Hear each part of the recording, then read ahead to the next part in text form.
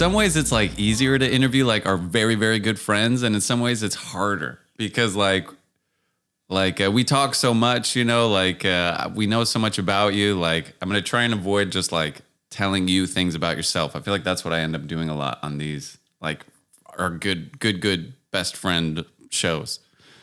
No, like I'm nervous to be on the podcast because what I was thinking was I was going to show up in my bathrobe with like my hair all up because when I was little and watching Oprah I think it was on at like 9 a.m., you know, I was like watching that whenever I wasn't in school or like sick days, whatever. Yeah, you lived for that. Episode. Really? I didn't know that.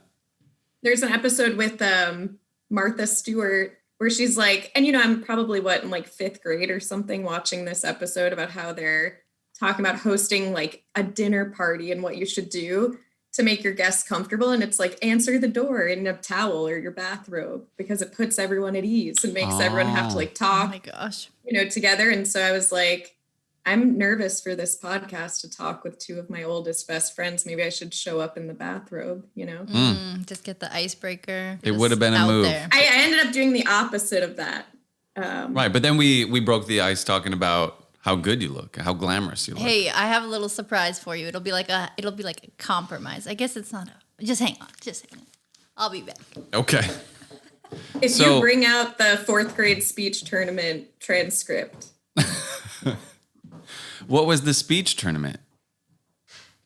Christine and I competed in this speech tournament in 4th grade where the only thing I remember about the script is like I was a mom and Christine's like my son, I think, right? For the speech tournament? Like Billy, my son. No, I don't know what your name was in that. But I do remember we just kept going like this. Like we were pretending like we were having a conversation on the phone. And was it to like sitting in chairs next to each other? Was the competition to illustrate like good conversation skills or good like problem solving skills? No, it was more like performance skills. Yeah. I don't even know why they called it a speech tournament because we were just performing a script. You got to like sift through some scripts and we had like a trainer who was helping us, right? I don't remember a trainer. Did everyone do this in 4th grade? I just remember, no. I feel you had the option and only like weirdos did it. So I don't know why. I don't know how I roped Christine into doing this. Are you kidding? That has my name all over it. I love stuff like that. So you 2 were good friends already in 4th grade? We were pretty good friends. Yeah. I just remember indoor games, just like indoor recesses, always hanging out with you. And the best story ever that I think I could share without using names that Christine's a part of. I kind of like before getting married and meeting Alon and just having like the worst dating luck of anyone in the world. I've said that it started in 4th grade because I'm with Christine and Jillian and probably Kendra because we're all in the same 4th grade class. And we pass a note to the guy that I liked at the time, Connor, that said, we're all drafting this together. And it says, I would like to hug ya, like YA, because you is like too formal. Too aggressive. Like, no, whoa. Like, we're not. And no one was yet using the letter U because like AIM hadn't happened yet. Yeah, like texting, exactly. Right. Wow. And it said, please circle 1, yes, no. And I'm like drafting this with Christine, Jillian, and Kendra, like, okay, we're going to like pass this note to Connor. And he gets it, circles no, and writes, please don't write back. So, Connor, if you're listening, I hope you remember what a profound impact that had in my dating career. But, you know. You win some, you lose some, Rick. It's okay. Yeah, it wasn't meant to be. Man. Oh, my God. Dude, good old passing notes. Like, I never really...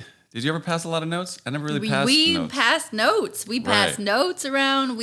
Erica was also my pen pal. Yeah. Like, I would spend summers and at my mom's house. I'd be gone for weeks on end. And Erica would be like one of my only friends that would take the time to write me. And she would write me these plane notes for me to read on the plane. She was the best. It was awesome.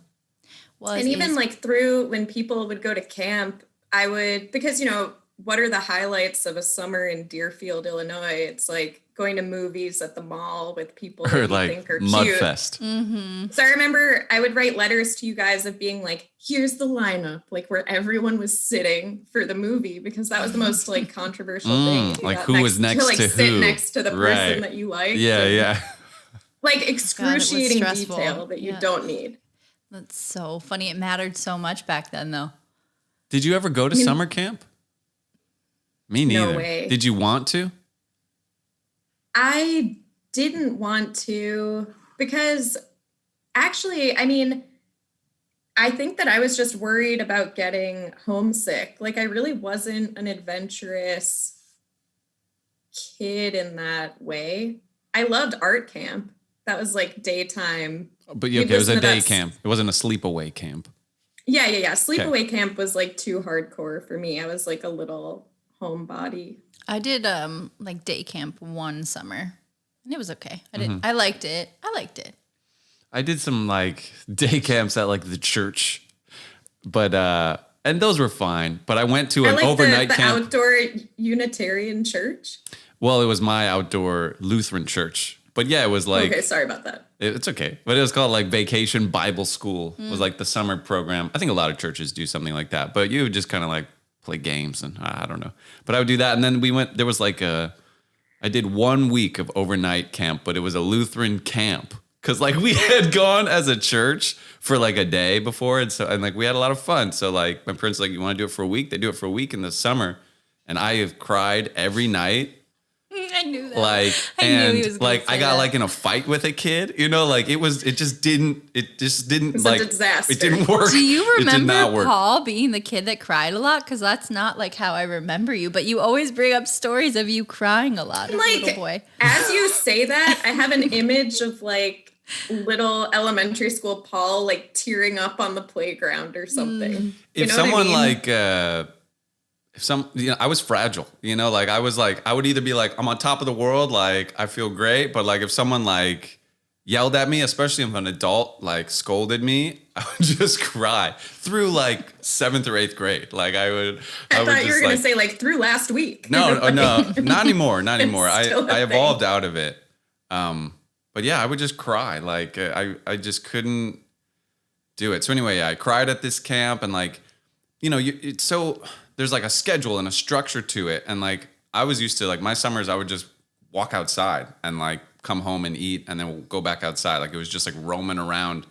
So like at one point I just like was wandering and like got away from my group. Like, and then like, I'm just hanging out with some other random kids who are like not in my group. And there's like an alarm starts going off and I'm like, what's going on? Like, what are we all doing? And like, my like counselor, I see him just like running around and finally he like runs up to me and he's like, oh my God. And I was like, what? Like they're like, you were missing, but like, I was just like wandering around, like it didn't mesh. It didn't mesh with me. And I never went back. Oh my summers were like unscheduled, unregulated time. I feel like that's important for kids to have. I think so too. You have to figure out how to entertain yourself. And Erica and I did. We really like entertained each other growing up. Totally. Just with so many things. I almost feel like that's why part of why I'm a program manager now, because during those summers it was like, okay, today is the beach day. Like we're going at this time. You were the planner. Pick us up at this time. And then it was like, okay, today it's the pool. Weekends is Six Flags. Like we had shit going on. We were busy. And God bless Linda for being like the one that would just come pick us up, drive us all around. We have to bring this up because my mom said she was going to listen. I'm like, I'm not sending you the link. But she'll get it. She's going to find it. She'll listen. Like she's listening now. But she's got the early bird access. Hi, Linda. Love you. Hi, Linda. Linda's somehow watching this live, even though we're not. Right. She's actually here right now. Ladies and gentlemen, Linda. But there was this one particular instance. My mom is driving probably 8 girls loaded into the Honda Odyssey van. and we all reek of our different Bath and Body Works, like signature scents that you all have a different one. Like I'm vanilla, sugar, like whatever. It's just like teeny and like everyone's using shit, too much. Okay. I liked purple. My mom probably like can't breathe because all of us are like scented up with our signature scent, looking hella fly and smelling like teeny boppers. And she ends up backing into a tree in Christine's yard and like boozes it. Oh, and my mom is the sweetest, kindest woman. That was the only time I've ever heard her swear. What do you mean she loses it? Like she cursed. She just said she was like, she cursed. Fucking shit or something. Just was like having the worst like, day of her life. No. Yeah. Oh my God. We all straightened up real quick. Like, oh gosh. And Nikki would usually be like, Linda, can you turn it up on the radio? And she went through a lot. She was schlepping our asses to North. She was the best. She understood we had to socialize. We had to get out of the house. She wanted us gone. It would take so much patience, though, like dealing with kids. At least I would.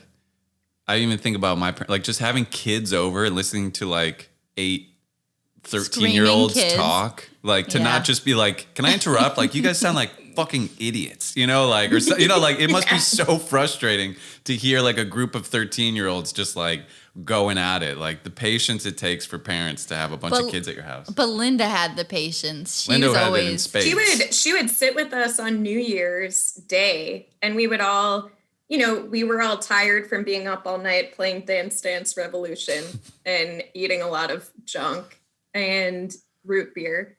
And then we'd be sitting there in the morning over breakfast, and my mom would like ask us what our New Year's resolutions were for that year. And she kept them. We've looked at those. I feel like recently-ish, she's pulled them out and they're hilarious. You can tell she's an educator. Like she's been a preschool teacher or at least she was for decades, right? She just knew how to facilitate like exercises and like connection. And you're kind of like that too, because you were a preschool teacher too, but like you love like an activity, you know, like you're like, oh, like, because we had some friends over for dinner and you were like, I'll leave out some different fruits and then everyone can make their own fruit thing. And like, you know, it's like, it's fun. Sorta, it's interactive and make it like exciting. A game. I love that. Yeah, I know. See, it's not lost on you. We have that idea. I got your icebreaker before we get too far along. This is just... Can you zoom in, or do I have to go like up to the camera? You can hold it up to the camera, or I can zoom in. I'll zoom in. Just hold it up like that. But that's Big Ricky. This is, one of my best seasonal depression cards. I love it so much. These have slowed down, though. You did like 2 or 3, and then...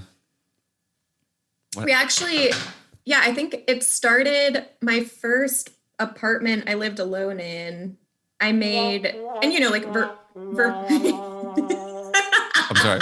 There's going to be a lot for anyone watching this that doesn't know me. There's going to be a lot of Debbie Downer moments, so buckle up. No, I'm just teasing. Sorry. If you want to be a sad boy, this is the podcast for you. Okay. So you're living alone. Okay, I'm living alone, and I made like Vermont winters.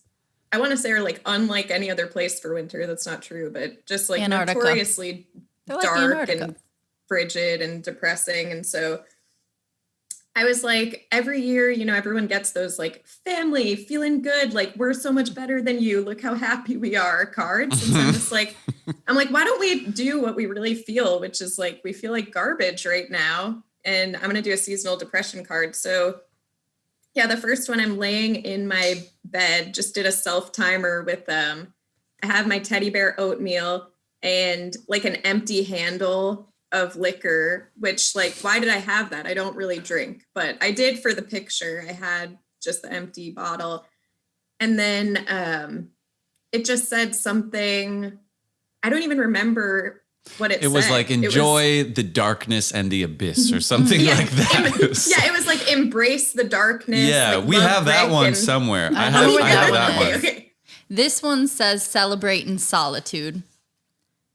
And this was so funny because we just went to a movie early to take this picture, and I had a bunch of like empty Ben and Jerry cartons, and my friend Tara took the picture. And right after that shot was taken, like people started coming in for the movie. And she was like, we have to wrap it up because I'm wearing like a bathrobe and like the towel thing in my hair. Well, true to form. You're true performer. You're like throwing popcorn in your mouth, which is just amazing. Yeah. There are many good photos of you. It's the details. Yeah. This is, you nailed it on this one. Can I read what you wrote me? I don't remember. I don't even remember it. Or maybe it's not even anything that funny. No, it's just nice and thoughtful. So but wait, you were gonna. There's like that. But you said celebrate in solitude. Regrets, Rick. And you were gonna put out another one this last year, but Alon kind of encouraged you not to do that, right? Or no. I thought that's what happened. Alon hates dressing up. And I love dressing up more than anything for Halloween and everything else. And so my idea, because every day has felt like the same this last year, was that for around Christmas time, we would send out a card of us just like in pajamas, looking at our phones in bed. And it would just say Happy Groundhog's Day. And then watch that next step. It's a doozy, which is from, the Bill Murray Groundhog's Day. Mm-hmm. And people would be like, it's not Groundhog's Day now, but anyone who's seen that movie would get it. Yeah. It didn't end up happening just because like nothing ended up happening this year. You know what I mean? We talked about it. We just didn't execute it. So. Yeah. Well, next thing you know, the year's over. I can't be mad about that, but I am sorry that I just made you reveal that genius idea. Now you can't, are you still? Oh, you'll come up with something better. Use it down the road. No steelies. For anyone listening, don't take that idea. Don't take that idea. It's my idea. Thank you. So you live in Vermont for the people listening. And what do you do for work exactly? How would you describe your work? I would describe my work as making a lot of lists that never end. So I do. I live in South Burlington, Vermont, one of the suburbs outside of our small town, Burlington. And I'm a program manager. I work in international development. So I manage different programs that right now are in Zambia, Rwanda, and Nepal. And we do different dramas on behavior change, I guess. Or like to create behavior. I'm being vague so I don't get fired if anyone I work with ends up seeing this. Okay, yeah, let's be as vague as you need to be. But yeah, you create programming, radio and TV, right? And it's like kind of like what Will and Grace did for America, for America, just to like see a gay couple, like kind of help normalize gay couples. Like you do things like that as far as family size and like HIV education. And it can be really for any issue, but we do family planning, HIV, AIDS, gender-based violence, child marriage prevention. And so I think about it a little bit like how like enthralled we were with watching the OC when we were little. Mm-hmm. In like middle school, we were just like invested in those storylines. And in these dramas, it's more entertaining than like a PSA. So you're not necessarily realizing the lessons that you're learning, but you're just loving watching and listening to these shows, whether it's on TV or radio. And so it's cool because with a lot of issues, women's health, environmental devastation, destruction, it's a lot of behaviors that are at the root of needing to be changed. And that's the hardest thing to do. So they do a lot of like character modeling in order to get different messages across, which is pretty sweet. Are you allowed to say who they are? I think I'm not going to. All right. Okay, fair enough. Yeah, just in case. But it is, I mean, I would be very surprised if anyone that I worked with saw no, don't. If podcast, it's not worth it if you're going to be worried about it.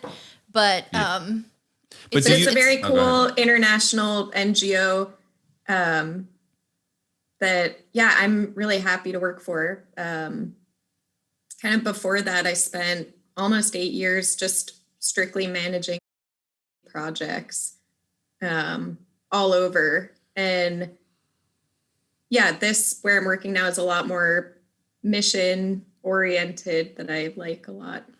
I know COVID changed everything, but were you supposed to be traveling as much in this position as your last one? Yeah. And if anything, potentially even more than I was traveling before, because I'd be helping more with the drama trainings on the specific methods that we use. So yeah, it's been difficult with COVID for sure. Being able to accommodate all the different time zones has kind of made it so that work is endless. And so I'm trying to get better about getting some kind of semblance of life balance back. Mm-hmm. Yeah, work boundaries are really hard to establish, and they're even harder to like correct. You know, like if the boundary is already not there, it can be very difficult. I empathize a lot. Yeah, and I mean, I don't know. It is. It's so hard, and especially when you're doing such meaningful work and you know it directly impacts so many people's lives. It's a lot of pressure that I think you know we've talked about before. I think it's easy to understand how that could build up.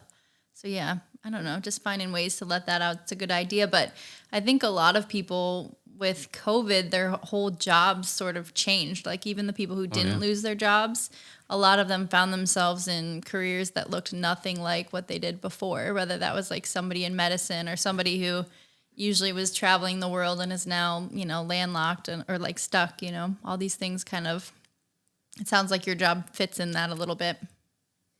Yeah, I mean, I think the craziest moment that you all know about, because we were on a Zoom call and I was texting about it. But when I was leading these sessions at 2 a.m., like 2 a.m. to 9 a.m. to get on Zambia time, like that just killed me. And it was such a crazy experience to be like inducing jet lag from your house to accommodate a different time zone just because you can't travel there. So, I mean, we're all learning about what's appropriate and acceptable to put ourselves through while we're fortunate to have jobs still. But I kind of had to draw the line at like, you know, if I can't travel somewhere, I'm not going to be accommodating that time zone. I can be up as early as 5 a.m., you know, so that I can still get some sleep. But yeah, it's just, it's a surreal world that we're all navigating through different expectations now. And you've never been a night person either. No, you're like, I want to go sleep. I mean, even for this podcast, it's 8 p.m. in Vermont, and both of you guys were like, is that going to be too late? Yeah, exactly. Okay. And actually, right here, I have some coffee, so I have a little like pep in my step. But no, I would be knitting, you know, watching Netflix, and then asleep at 9:30. I know that's like that's the thing that we're all gonna miss about COVID is that built-in excuse to stay home. Like you didn't, you know, like no need to decline plans. You're stuck on the couch, you know, that's where you can find me. Absolutely. It takes like it's going to take some practice to get back to being social. Like especially at a moment's notice, you know, if someone's like, hey, you want to hang out? It's like, oh man, I didn't plan for this. Like, you know, do you notice, cause essentially, go ahead. I was just going to say like Alon, who's my husband, if anyone who's not our friends is listening, which is doubtful. Gee, thanks. But just on the off chance. Just kidding. So he's, you know, like the opposite of me in every way, and is introverted and, you know, loves alone time and all this stuff. And so he was saying today, he's like, yeah, I've like the excuses are up when COVID is done. He can't say like, because we haven't needed to make any excuses, just no one's hanging out. Right. I know. I saw like one of the best BuzzFeed like best tweets floating around on the internet, and somebody said that like I'm about to have to make good on a lot of promises. Yeah, right, right. Like just so many things. Like soon as this is over, though, of course I'm gonna come meet your baby. Yeah, of course, you know, like I'll come see you. Yeah, there's definitely, especially I don't know if especially, but sometimes it feels more so maybe in small town living. That's my reality, that you do run into people that you don't necessarily want to. And so there have been, it's not like this long list, but for sure, some people who've been like, oh, can't wait to have you over. And it's like, I'd rather not, that we kind of have to like circle back to because you end up running into them. Mm-hmm. You know? Yeah. Like how small is Burlington? Like when every time, if you were to go get groceries, would you probably see someone you know? You probably would, but I feel like since COVID, I haven't, probably just because people here grocery shopping less and at kind of like off times. But yeah, you're definitely bumping into people. It's only 40,000 people in Burlington. I think 10,000 are University of Vermont college students. Yeah, that's like, it might be up to like 50,000 because maybe it was 40,000 when I moved here in 2008. So with your job, like you essentially do sort of like positive propaganda, like is a simple way to sort it's kind of like it's using media for good instead of evil in a lot of ways, because it's a lot of, it really is just character role modeling that gets the different issue areas across. But we're doing like a ton of research. Relationships between husband and wife and like, right. You know, yeah, exactly. All those kind of. It's interesting too, because like, art imitates life and life imitates art. And, a lot of times people will make a show and it sort of maybe plays up a stereotype, but it's like, look, like this is a real person that exists, and it's like, what's wrong with that? Like, I'm just showing what exists, or like, I'm just showing like a big family of young people who like, because there's a lot of big families with young people out there. So like, it's an interesting approach to art to like get ahead of life and then let life catch up to the art versus the art like following life. Whoa. It's kind of odd. Do you notice it watching like American TV? Seriously, that needed a sound. Yeah. Let's see. What do we have here? I mean, do you notice watching American TV? Do you notice like, oh wow, like they were trying to get us to do something there? I mean, sometimes it's not even subtle. Like if you watch a Shonda Rhimes show, which I do, they're all like very kind of overtly? No. Overtly? Overtly? Overtly what? They're like overtly. You're talking about like Grey's Anatomy? Yeah. Well, that's what made me think of it. They really play up all the emotions. Do you watch Grey's Anatomy? No, I did. Barely. Basement, but then I kind of stopped watching, I guess. So Christine is still a religious watcher, and I was watching it. How is that show still on the air? Longest show ever run, actually. It's like even season more 18. than but not more than in SNL. The 20s. No, maybe it's like a scripted drama. Yeah, like I think that's what it is. Yeah. But like a scripted drama. You were so right though. Skits really did train you for this job. All of our little games and our management. That's You're amazing. Not lying. I never even thought of that, but basically what the organization I work with, they do, you have like positive and negative characters, and they influence a transitional character who the audience resonates with. And so I'll see little bits of that. And like, if I'm watching something now, I'm like, oh, that's a negative influence or that's a positive influence. And based on the decision that the character makes, if they sided with like their friend who was giving bad advice of like, oh, have unprotected sex, like you don't need to use protection, and then there's a consequence. So maybe if they followed that advice, the consequence would be getting an STI or something like that. Or alternately, if they took, the positive character's advice and they don't get pregnant and didn't want to, then that's a positive result. And so I think I would pick up more on that. But if I'm watching something, but at least I'm not seeing those sort of like character setups as much in the things that I'm watching, I guess. Watch Grey's Anatomy. They go pretty intense, but there was like, cause it's like, it's COVID right now for it, so like, and it's a drama show. So like they make things dramatic. Like that's, it's not necessarily propaganda, but like there was this girl who like, she's like, I just wanted to visit my mom. It was her birthday. Like, we met outside. I only hugged her once. And they're like, well, now your mom's like gonna die. Yeah. And it's I mean, that's something. It's like, I just wanted to take that one risk. Like, we thought we're all being safe. Like, we wore masks, but like, and it's like, I was like, this is like fear propaganda. Paul that's like a bit extreme. He literally, it really was. He had to put in headphones. It was like messing with him emotionally. Well, they're just so dramatic, these shows, like they just like, it's so heavy. Well, whatever. You too. I was like, are you okay? You're like, I'm fine. It's just the show. Like, I know, because it's upsetting. Christine's like desensitized to it because you've been watching it all along. I've been watching this for 20 years. Yeah, I don't know why I get my kicks the way I do, but I do enjoy that show. I love your stories. I love my stories, and I like my programs. Like, I just do.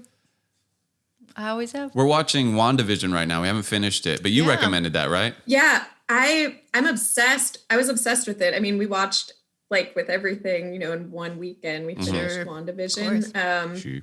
I'm not really, aside from Black Panther, obviously is unbelievable, but I'm not into superhero anything really.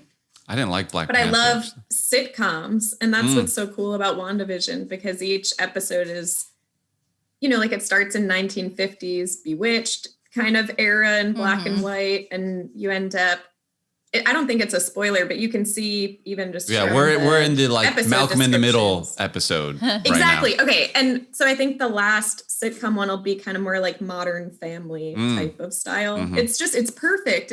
I hadn't seen anything like that. It's genius. Yeah, it's really clever. I like comics. I have like a comic collection growing that I got into relatively recently.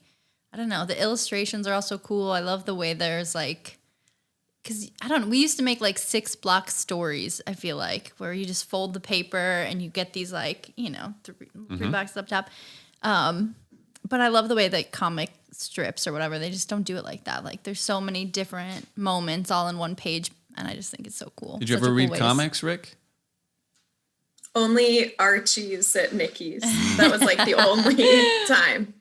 I read there was a Bartman comic, like Bart from The Simpsons. It was like Bartman, though. It's like his superhero alter ego. I read a bunch of those, I think, once. But there's graphic novels are so great too. There's this Vermont artist who wrote a graphic novel called Fun Home, Allison Bechtel, I think, which is awesome, about her experience coming out and living in a funeral home, and it's really good. I love 6 Feet Under is probably one of my favorite shows. I still never watched that one. You'd like it. It's got Dexter, isn't it? That was like his first big thing, I think. That would be such a good pandemic watch to get into. Okay, I'm sure it still lives on HBO. A little bit. Or is it Showtime or HBO? I think it is HBO. Cool. I think so. I only saw like an episode or two when the girls. I loved it drugs. Because at the beginning of the episode, that each one revolves around a person who dies, so that they have the funeral at the funeral home that the family runs, and it'd be like the most amazing thing, because you would think you knew who was going to die based on the scene. It's like 2 people driving in a car. So you're like, okay, they're totally going to get in a car accident. And then, the camera pans and it's someone who like chokes on ice cream, So it's always a surprise. You never know. You never know who's going to die. That's the lesson. Maybe that's the lesson. And that's my dream death, would be dying eating ice cream, since that's probably one of my favorite activities. So that's why I gave that example. How many pints are in the freezer right now? 0, because I ate them all. Oh. What's your current number 1 flavor? I mean, I love a good cookie dough, but this place, Shy Guy Gelato, always has great flavors. They have like Earl Grey and chai. Yum. They do Thai tea. That's probably my favorite one. How early is too early for ice cream? Okay. I can say that having it for breakfast is too early, because... But if you're on Zambia time, it's 5 o'clock somewhere, No, but there is actually... You're like, I'm at work. When I was doing more like long distance road bike races, one morning I hadn't gotten groceries, and so I had frozen yogurt Cherry Garcia in the fridge, and I'm about to like meet someone to go on this long bike ride. And I'm like, well, it's like kind of like yogurt, it's not. I like chugged basically a pint of this and then went on this long bike ride. And at one point after this huge hill, I just like unclipped and like threw my bike to the side. And was just like, I need a moment because I'm like not well right now. I got the sweats and like the shakes. The ice cream just sweats. Like, oh my gosh. There. So I would say that's too early. For breakfast, if it's the only thing, it's too early. But especially before a big bike ride. Anytime's a good time. Yeah. I can eat sweets in the morning myself. Maybe not a whole pint of ice cream. Yeah, I woke up this morning, you're like, you want a cupcake? I was like, what? It goes well with coffee. Yeah, I guess it does. Yeah, like a cookie or a donut is good with coffee. Coffee cake. It's all right, crazy. I stand corrected. Like, I just think about, I don't know, like growing up, we were eating McDonald's, like multiple times a week, but how my sister and I would be woken up in the mornings on the weekend. My dad would be like, got McDonald's breakfast and Deerfield's Bakery donuts. So it was like, we had an Egg McMuffin, pancakes, hash brown, and like a cinnamon roll. Amazing. And we're like little kids. Oh my God. I know. My dad would do stuff like that too. Like, the serving sizes were way off. Like one time he brought me 2 Big Macs, 2 large fries, and a soda like after a soccer tournament.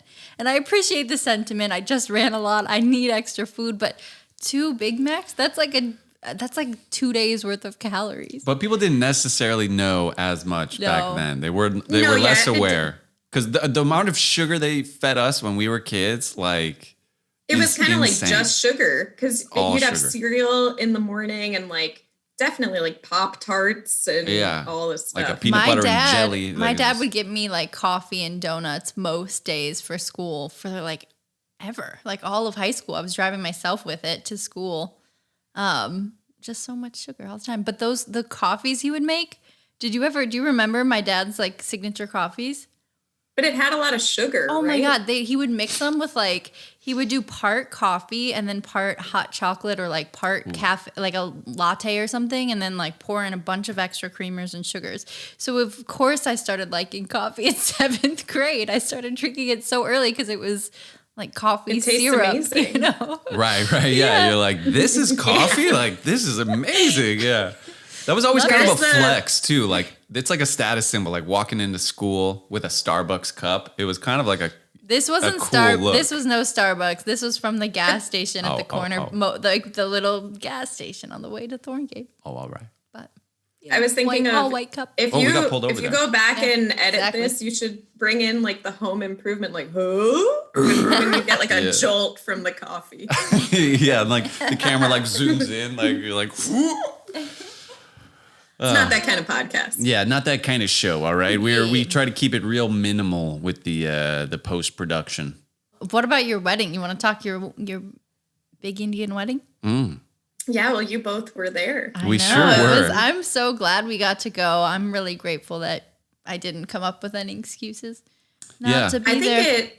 I mean, even when Alana and I talk about it now, we think like everyone who came from the U.S. had so much more fun than we had, because they were just able to like take it all in and experience it and be there and have, it's just so different from a wedding here. But I think because Alana and I were so put on the spot, it's all these traditions and ceremonies that we were just going through in the moment, like all of you guys were, but you weren't like the center of attention for it, So yeah, I mean, we had a crazy South Indian wedding in Chennai and we're so lucky it happened when it did because we would have had to put it off for who knows how long with COVID, but it was in December 2019. And yeah, it was just like wild. It was, a lot, basically all of it was just out of my and Alon's control. Oh yeah, gosh. Of what we would do, because this is just like, again, Alon keeps to himself, is an introvert, doesn't like being the center of attention. And actually hadn't been to a South Indian wedding before too. So really? We're like learning as we're going, because Alon moved to the US probably right around the time most of his friends would have gotten married. And so he was in Texas then, and then Vermont. And so, yeah, it was a real overwhelming 2 weeks there. But I think especially like, you know, the first night of kind of the celebrations, you have it's sort of like an engagement ceremony. And that's where Alon and I were sitting on the sofa on a stage. There's 300 guests, and I'm wearing this, like, it's probably like a 25-pound dress ordeal that I'm just feeling really like uncomfortable. I felt like,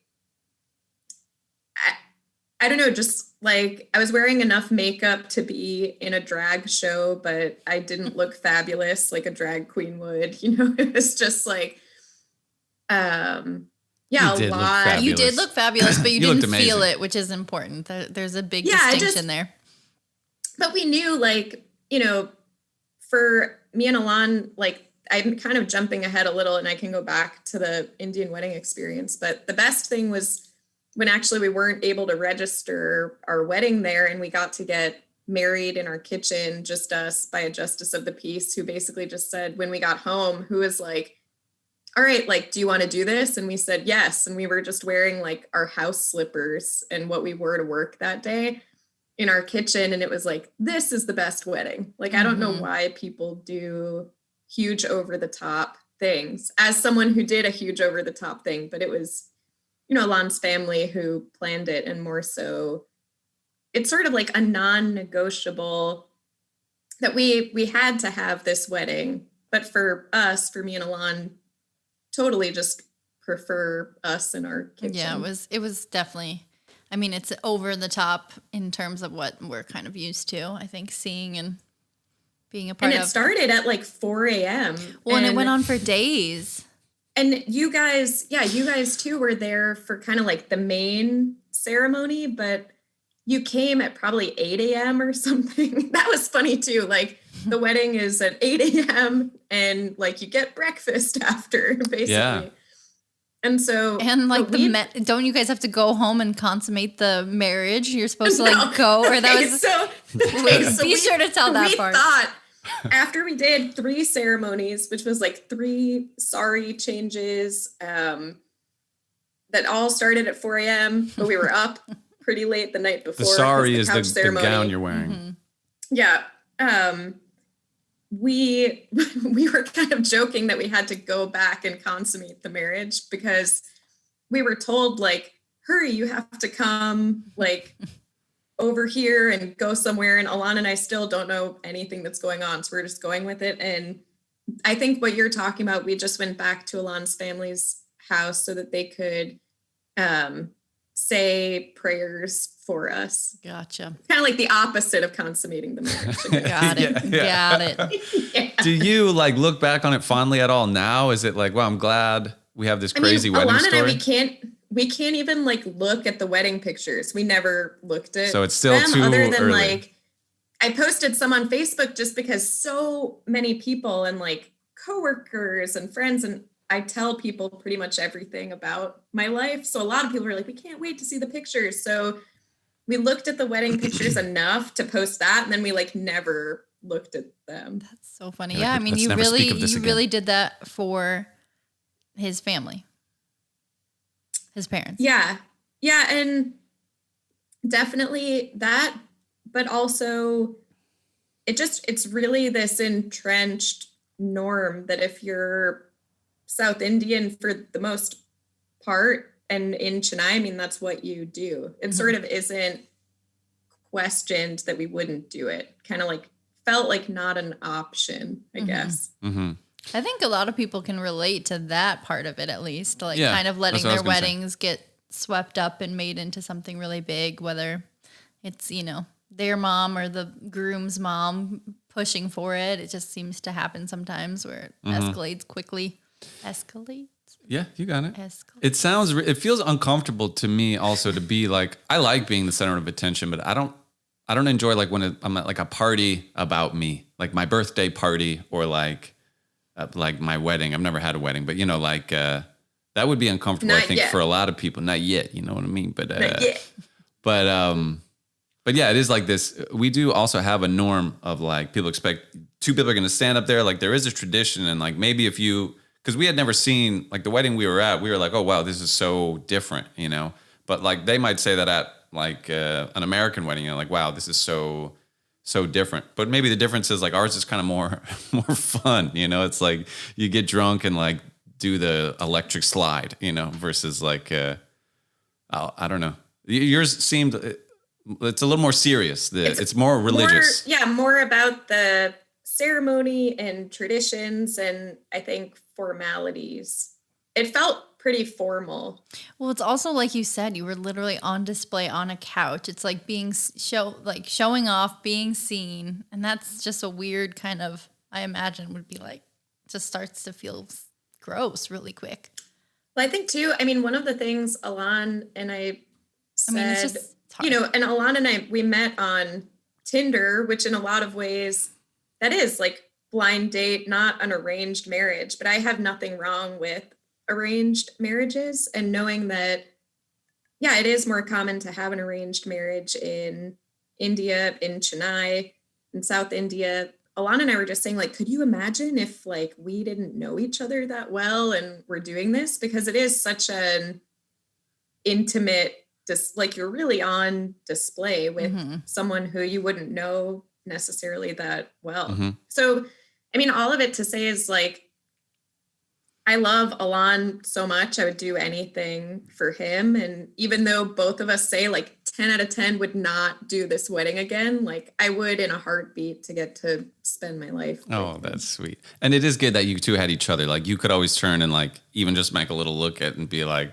have a laugh. And even like inside. I'd only met his parents too on Skype before because this is pre-Zoom times. And so yeah, it's like meeting a ton of people for the first time, and it's really uncommon in Chennai to marry a foreigner. That was part of why, you know, it's like taboo to marry someone who's in a different caste than you're in. And so this is like, whoa, like this is a Jewish, like psychotic, neurotic, anxious white woman who is stealing our perfect engineer human son. So but that was that was actually why we couldn't register our marriage, because you had to select on a form what religion both of us were, and you needed proof of the religion, but Judaism wasn't on the form. Oh, really? So I said, and you couldn't select none. It was like this total bureaucratic issue that I'm like, so, and I was, you know, emailing my parents and stuff, and they're like, we think we can send your bat mitzvah announcement. Like that proves that you're Jewish, we guess, but there's also reasons that we don't show documentation to prove our religion now, you know? So there's this whole thing that after so many hoops you had to jump through. But that's weird. Tutu and we were there. Right, we had to be there to get. You were like on standby to help be serve witness. as witnesses that we got married. And at the end of the day, we were like, we emailed our immigration lawyer, and she's like, you guys can just get married with a justice of the peace when you get home. And we're like, that sounds great. Sounds easy. Wrap it up. But you guys were like considering bribing, and you guys were like, this is what like we're negotiating a bribe. Like we were waiting outside. Like, well, okay, so here's the status. We're negotiating a bribe, and we're trying to get something going. There was a cow like 20 feet away. Honestly, it was charming in its own way. I think I blacked out for a lot of it, like the gold jewelry shopping, and like there's so many experiences that happen that I think in the moment I was just like, just get through these next 5 minutes. Like, India is it's a busy, like beautiful place, but like even thinking of the ceremony, there was like intense percussionists there playing for like the hours on end. It was so loud. It was beautiful. Like I really loved it, but dope. It's just so many things that are like stimulating you in this new environment you've never been to. So gosh, you're a trooper. You were a big trooper. If you have no religion, you can't get married. Like what if you're like just have no religion and you wanted to get married in Chennai? I don't know. It's hard. It's a good question because the thing too is I think that with registering the marriage, for all I know, I was one of the first or few different caste, different race, different religion marriages that they might have processed. Also been saying like, well, maybe we can get some money out of this person, So maybe like the form wasn't designed to like not include Jews on purpose. Like there was just never a Jew so like why even have that on a form? Yeah. Like, like there was just never a need for that on the form up until you changed Chennai forever. Wait, you said you're pro arranged marriages? You're in favor of them? I'm not against arranged marriage. I mean, you think now too, because there's a lot of arranged marriages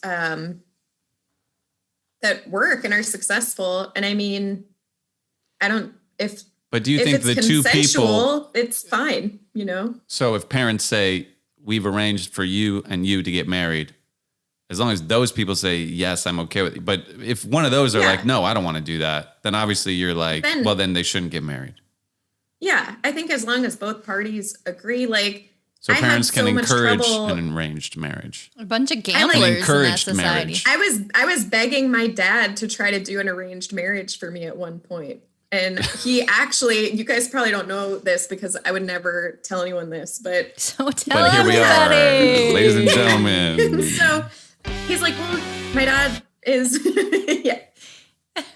my dad's was a hospital administrator and is retired now, but he was like, I'll send an email to all the doctors who have eligible sons. And I think at the time I was like, I should have known he's serious. He's going to do this. But he sent a picture. This actually happened. He's like, my daughter's looking to date someone. She's in Vermont. Anyway, I don't know. Nothing came of it. What picture did he choose? Can you rewind this back to that 4th grade Connor passing the note story? Because then people circled no and please don't write back.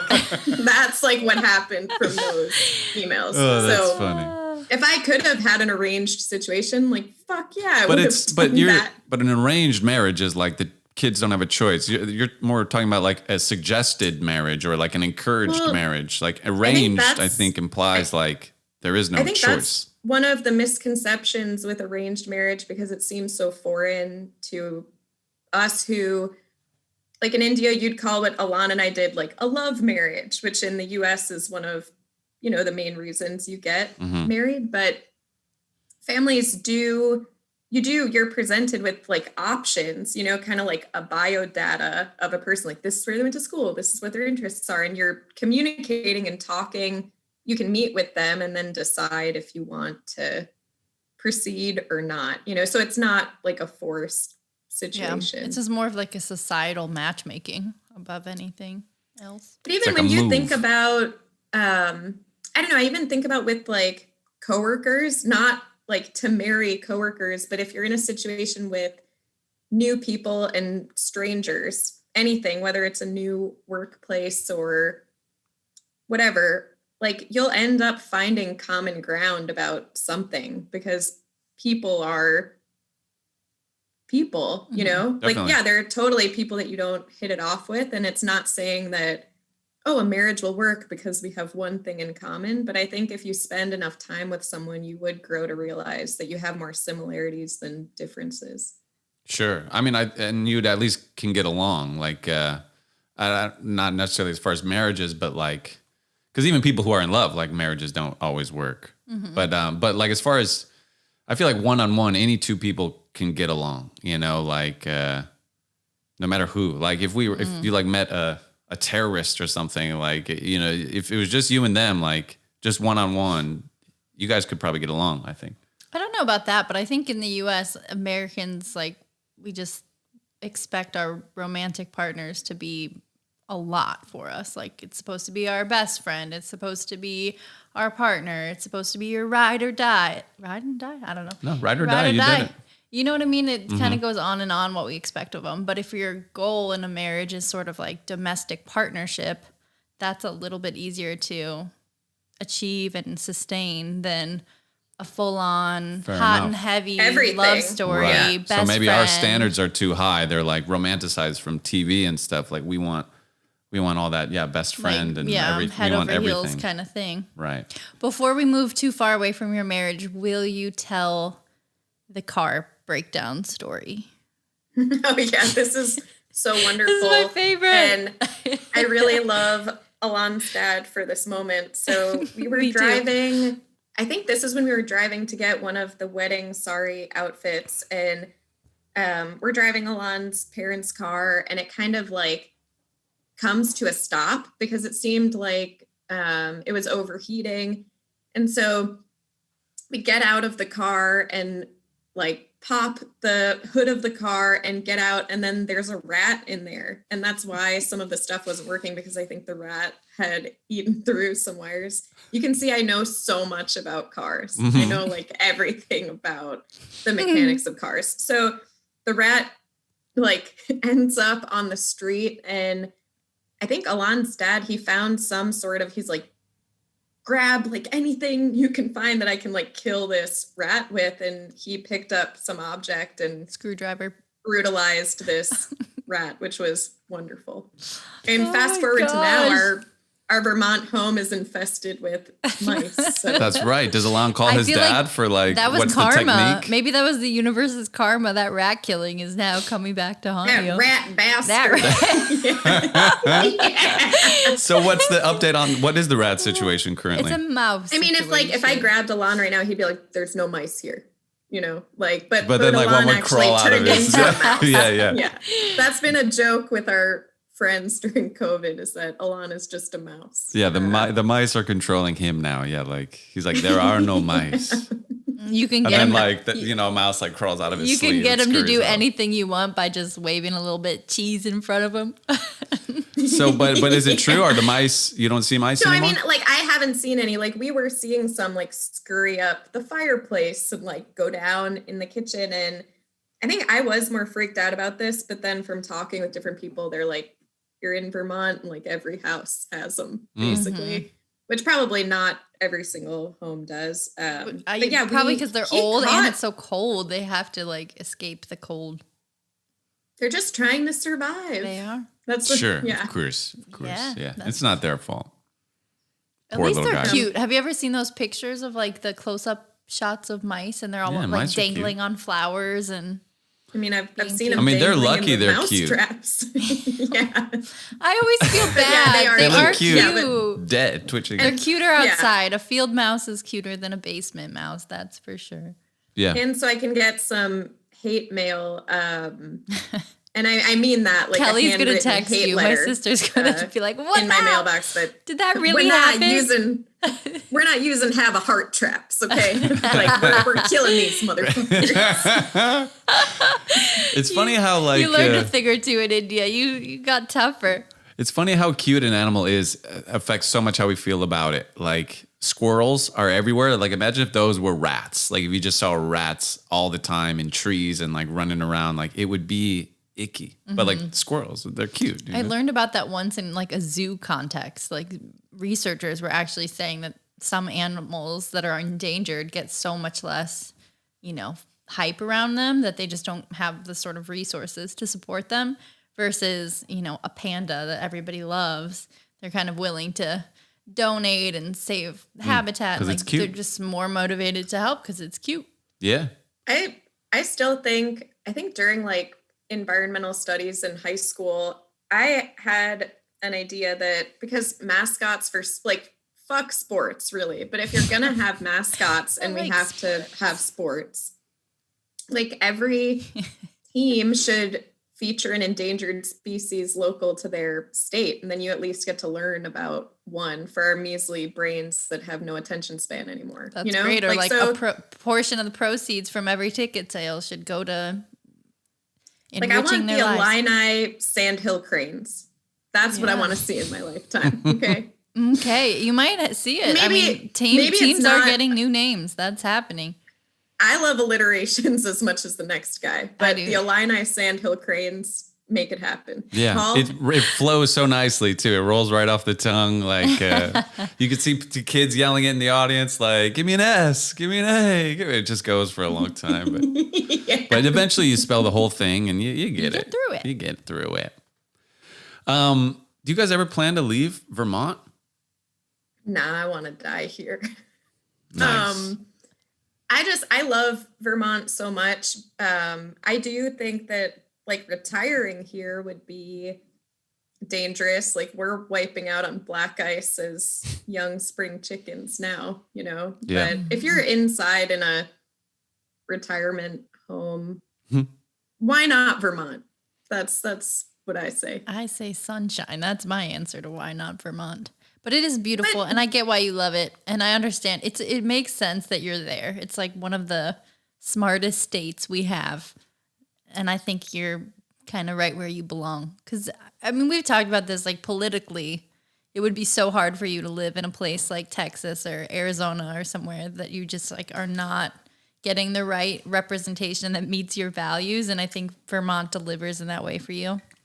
Well, yeah, I mean, even throughout COVID, just hearing different experiences, like everyone is wearing a mask here. Like that was never in question. And all of my friends were like, okay, we're getting together, but it is outside. We will have a mask on and it's only a few people type of thing. I mean, that's what we've been doing the whole year, but it's just like, yeah, the sense of community and caring for each other, and definitely one of the most liberal places. I think it'd be so tough for me to be, it's hard, but things are so polarized now, but like I can't even entertain other opinions than my own, which is horrible, but I can't because I'm just like, great. I don't see the other side at all because I grew up in this liberal Jewish town. I went to one of the most liberal colleges with more Jewish people, and now I stayed there. I had the year in Ghana, but was also with people who thought similarly to me. See, I like hearing someone I don't agree with. Like, well, that's why you love listening to church radio. Yeah, I love listening to church radio or like conservative people. Like I like listening to people I disagree with way more than people I agree with. It's sort of like boring almost if you agree with everybody. But you like the bubble. You like it. I just like the bore. I like the boring. Right. It's just because I get too mad about just perspectives that I'm just like, it's wrong. But isn't it just other people's perspectives? I mean, isn't that part of like being a liberal and accepting that other people have different life experiences and different perspectives and approaches? Or is that not the liberal approach? I mean, maybe just being a good person, you're more inclusive, but there's stuff now with how radical the Republican Party has shifted. Like, okay, like Vermont's Governor Scott is a Republican, but he's still like a good person who's had one of the best COVID response plans. I'm not like anti-Republican, but I'm anti-racism, homophobia, anti-Semitism, Islamophobia, all, just xenophobia, everything. It's just like and that's what the Republican Party's become associated with. I'm against all those things. Of like this is my freedom and American nationalism. Like it's crazy to me that the US has been the country who, has responded to COVID the absolute worst. And now we're the country who has, the most vaccines. We're getting all the vaccines when globally the vaccine rollout is one of the most disheartening things to watch, that for years and years, many countries will not see the vaccine. I didn't realize that. We're like gobbling up the years supply. And years, but it's definitely like leaps and bounds behind the US, that just because of the amount of privilege we have, even though it's been like reckless, irresponsible response to COVID, we still get the vaccines because we suck. Well, wouldn't everybody get the vaccine even if we had handled it really well? Wouldn't still the plan be to vaccinate as many people as possible? Oh, I mean, yeah, the plan to vaccinate 100%. And that's what we should be doing. I think it's troublesome that like globally, every single place can't get the vaccine at the same time. And what countries are being prioritized to get it are still, some of the most privileged ones. It probably comes down to the wealth of the country, right? Whoever can pay the most is going to probably get them.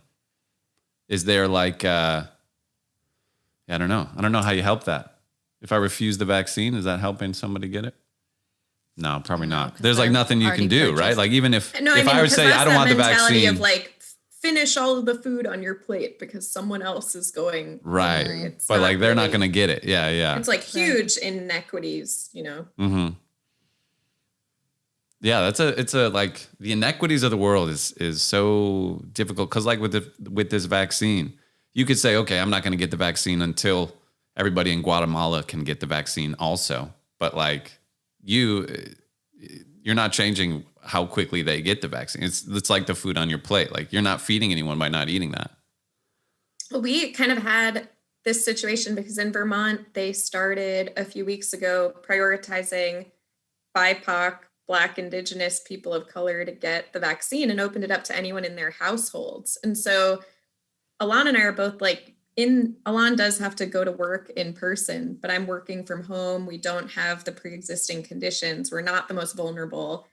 And we're trying to weigh out. I'm thinking like, okay, I'm a white person who's just benefiting off of BIPOC people. Like I have my whole life by getting this vaccine. And we did end up getting it because for us, the goal is as many people that are able to get vaccinated should. But yeah, this is the first time we're rolling out a vaccine like this, but it should have been BIPOC folks should have been prioritized for sure. One of the first groups of people, but also anyone who's working in person, whether it's, a grocery store, restaurant, and school. I don't know how you prove that if you need to, if you go to get the shot. I think maybe that's why those like service industry workers weren't prioritized. I don't know, but and what does BIPOC stand for? I've never heard BIPOC. Black, Indigenous, people of color. Got you. And are they prioritized because they are having a harder time with the virus if they get it? They're disproportionately getting COVID at higher rates than white people. You'd know if you watched Grey's Anatomy. Shonda Rhimes lays it out for you. Very clear. I mean, I did know that. I knew that people with darker skin have a harder time dealing with the virus. But it's also like socioeconomic factors. Sure. A lot of times, like frontline workers that don't have the privilege or the type of job that lets them work from home, that kind of thing. Multiple members or multi-generational families has been like one of the factors, all sorts of things. I wonder if you saw this at all in Vermont, like including just the US getting all these vaccines. Like I've seen so many people like skipping to the front of the line and buying vaccines. There was a school out here in LA that got in trouble because they somehow managed to get all of their teachers vaccinated before anybody else. And it's like this wealthy private school. And it is an ugly thing when like money is just all it takes to kind of get right to the front of the line. But I suppose. Yeah. I mean, at least from what we've seen, we haven't had a lot of like, I know in Chicago, people are getting alerts of like Walgreens has extra shots. Like if you can get here this second, we're not seeing that as much because I think maybe this is my naiveness, but I think that Vermont's done a good job in systematically rolling out and being pretty organized and making appointments. And so the kind of line jumping wouldn't happen as much, but totally, like we live in a world, no matter where you are, like you can do whatever you want if you have money. Yeah. Sure. And a certain color skin too. Well, you can't buy a vaccine just because you're white. You have to also have money. If you were really rich and black, you could still buy a vaccine, probably. I would think so. Yeah. But I mean, I get what you're saying. There are privileges in this world for people who are white. I do totally agree with that. But yeah, it's tough. Like, you know, that school saying we have the money, so we're going to vaccinate our teachers, like like if you zoom out, it's like America's like we have the money, so we're going to vaccinate our people. Like anyone in America getting a vaccine is benefiting from like wealth inequity, you know, like I don't know, like what it is that. Is that just an unavoidable fact of life, or is there something like, should the American government be like, we're gonna give some of it to a different country or something? Like, what would be the right thing to do? Tax the rich people more. I mean, I've been struggling with thinking about this as not someone that's a part of the vaccine rollout, but really, when you think about it, this is a global pandemic that is affecting everyone at the same time. That like, yeah, there really should be global equal access to the COVID-19 vaccine because it's affecting everyone, though disproportionately others that should be prioritized within that. But I don't know, like what we're seeing now is just like in the US, it's Pfizer and Moderna and Johnson & Johnson, but around the world, there's other vaccines that are being created. So would be the best thing to do, like the wealthier countries pool their money and like help get vaccines to poorer countries and poorer people. That would probably be the kindest approach, right? But you don't see that happening. If people like sort of they help their own citizens. I think it's kind of like hoarding the supply for your. It's like our toilet paper crisis all over again. Yeah. But I don't know too, like, is it possible for Pfizer and Moderna to make enough vaccines for the whole world? Like that also seems crazy and probably not possible. Yeah, I don't know. I don't know like what the right thing is to do, you know? Like if you're the American government, you're sort of hired by the American people to support this people. Just like if you're the Polish government or the Guatemalan government, you represent those people, but you also want to be a nice person and help, you know, like we're very fortunate to be born in America, you know, like it's incredible. So like, it's really hard. Like what is the right thing to do? If you're the American government, do you say like my citizen, I'm not going to give it to you. I'm going to give it to someone in Guatemala because that country has less money. Like, you know, it's tough. Yeah, I mean, as a government representative of your country, that is like your number one that you should be looking out for, but it doesn't make for fair, equal access, you know? I agree. It's tough. Yeah, I'm not in a hurry to get mine, is my answer, because I'm not at risk. I'm not at high risk, right? I stay home. I maybe go out to the grocery store and very seldomly make more exceptions than that. But like, you know, I feel good here. Happy to wait. I haven't been kind of hit over the head with any sort of invitations or open enrollments. Like I don't think it has begun for our age group here in California. And I think that's not going to start until like mid-April.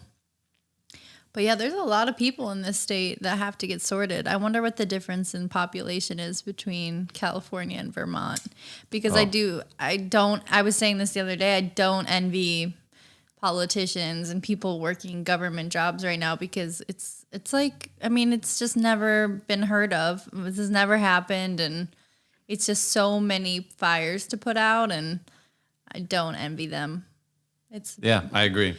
You know, it's like everything is stressful at your job all the time. But then when you have the responsibility of like life or death consequences, you can't pay a person enough to like take on the burden that is, you know, it's expensive. Mm-hmm. And no matter what you do, like someone's going to look back in 10 years and call it a bad decision. You know, like there's no... Yeah, you're sort of like just trying to figure it out as you go. So like, you know, until it's too late, you don't know like what would have been the right move. You just hope that you made the right decision in the moment.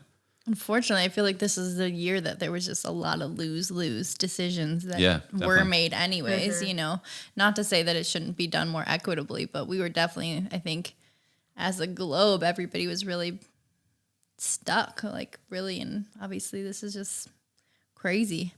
Have you read much about like the Spanish flu at all? And kind a little bit. You know anything about the Spanish flu? From 1918? I think it was 18. I knew there, 17, I knew there was an 8 in there. From 18. Niner in there? Yeah. An 8? Wait, I got to pee so bad. I'll be right back. We're going to edit this out, folks. I know. Should I make all the sounds while he's in there? Make farting sounds? Poop sounds? I love it. Do you celebrate Passover? Do you do anything like that? We usually have, my friend Maddie has been known as like taking over that holiday here. And so I guess not last year even, but the year before we did a big Passover Seder at her house, and she puts together like 3 long tables and we all go around and take turns reading the story that, I mean, to this day, I only remember it because of Rugrats Passover. Like I just think about that if I'm trying to explain like drunk history style someone about Passover. Wait, you should try it right now and just put your memory to the test. That'll be funny. No, okay. Another time. No, I mean, I'm thinking like Tommy was Moses, I think. But Tommy was Moses. You know, that there's like sense. there's the plagues, and the cool thing, we didn't end up celebrating this year. We could have done a Zoom Seder or something, but Maddie was like, I wasn't up for it, and kind of we weren't either. But Passover is cool because it does kind of bring up ways in which we're still enslaved today. And you can kind of take that interpretation however you'd like. You as a Jew or you as a human being? Or just like people as a whole. I mean, there's definitely still slavery and child trafficking and sex trafficking that's happening now, but you can be a slave to just, you know, in different ways. Mm-hmm. Even just to, I mean, it's tough because I want to say like there's different levels to it. So yeah, globally slavery still exists. It's something to acknowledge through Passover, which it was sort of about setting the Jews free from Pharaoh's power, I think. It's an empowering religion. I think that's one of the things I like so much about Judaism is like, because of all that you guys have come up against, there's like a pride and there's a fierceness and a strength of will that I think is very clear in the culture. And I just admire that. I appreciate it. I don't know. I like that about it. There is strength that comes through oppression. Like oppressed groups like have more of a sort of pride, you know, whereas like white pride seems like a scary thought, but black pride is like, you get it, you know, because it's like, you feel like you need to sort of be like, or like gay pride, you know, you feel like you need to like outwardly show it because like you've been like made to feel like this a lot, you know? So like oppressed groups seem to get more, like have more sort of strength. Yeah. It seems to make sense that oppressed groups would align more with activism and social justice work because the end goal is that no one should be oppressed regardless of race, class, sexual orientation, sexual identity, you know, all of that. And I think maybe part of, the Jewish stories kind of feed into that mentality a little bit. Mm-hmm. It can be ironic though, like the feminist movement that was just, you would think it's such a liberal, inclusive, open-minded, tolerant space, but really it's been sort of monopolized by white females for a long time. And there's been just such a blatant history of kind of keeping everything else out of the dialogue. Mm. Well, yeah, you end up seeing things sort of go, they overcompensate almost, you know, like women were not treated well at all for like 5,000 years or whatever, how long, you know? And then so like, you never just go like, so let's just treat everyone the same. It's like the response almost has to be like, you go past the line and like eventually we'll come back to like just full, even equality. But like, it's hard to get right to the line. You kind of have to go past it first. You see that with all sorts of things like movements and sort of like they demand even a slight bit more than just like straight up equalness, because like there's compensation to be like corrected. I don't know though. I mean, feminist is literally not asking for more than half of anything. It's asking for equality, right? It's not saying we want you to all of a sudden. Well, what were you talking about that women feminism are better has had issues? It's just kind of who's had a chance to have the microphone, who's had a chance to publish, who's had a chance to have a space in the main, like, get coverage kind of a thing. Mm-hmm. It's just been dominated by kind of one type of voice. I don't know. I'm sure. Well, I guess, so maybe I was talking about something different. But, like, you know, you do see some feminists who are like, fuck men. Like, men are bad, you know? But, like, that's not, like, equality. That's going a little farther. But, like, I think naturally things do go farther before they come back to that's like equal. an extremism, though. That's not. Sure, I agree. I guess that's not a pure. Yeah, we were talking. I wasn't talking about the same thing you were talking about. The roots of feminism would be equality for everyone, but I think a lot of the issues that Christine's bringing up too, and how feminism started, I mean, even with just women's right to vote, that wasn't all women. That was white women. That's a problem. That's not inclusive. Mm-hmm. It feels like even just with history of discrimination, it's always trying to find this scapegoat, bad, othering, and it's always singling out different groups. And we're seeing that right now with transgender rights that are on the line. And it's just like, it's so disheartening to just keep seeing the same fucking story happen again and again. And it's like, we are humans. They are humans. It's proving humanity to combat racism and discrimination. And it's just like every single time. And who are the people that we've forgotten and left out of this movement across the board? Yeah. It's the quest for equality is a long journey of just like constantly like, you know, covering some leaks and then others pop up, and then it's like you think you have it all, and like it's like a whack-a-mole thing. It's like the fight will, I mean, hopefully end. I hope there's a world where we like it doesn't matter what your skin color is, like your experience of the world is exactly the same, you know, like, or your at least opportunity to experience the world is exactly the same. Same with men and women, or if you're trans or whatever. Like, I would hope we get to that point someday, but it feels like it's a longer road.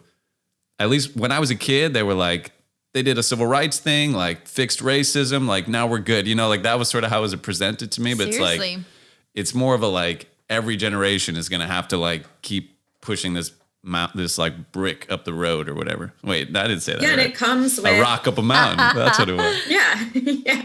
With just acknowledgement, because the curriculum that we definitely had some strong teachers who in high school started challenging kind of everything that we knew and those perceptions. But you have to face all of the wrongdoings in order to understand them. And that's kind of, you know, like if there's a global reckoning period, that's kind of what's coming to a head now. But I mean, justice is not being served. And I cannot believe that George Floyd's murderer is on trial after there's a video of him, you know, with his knee on George Floyd's neck. Why?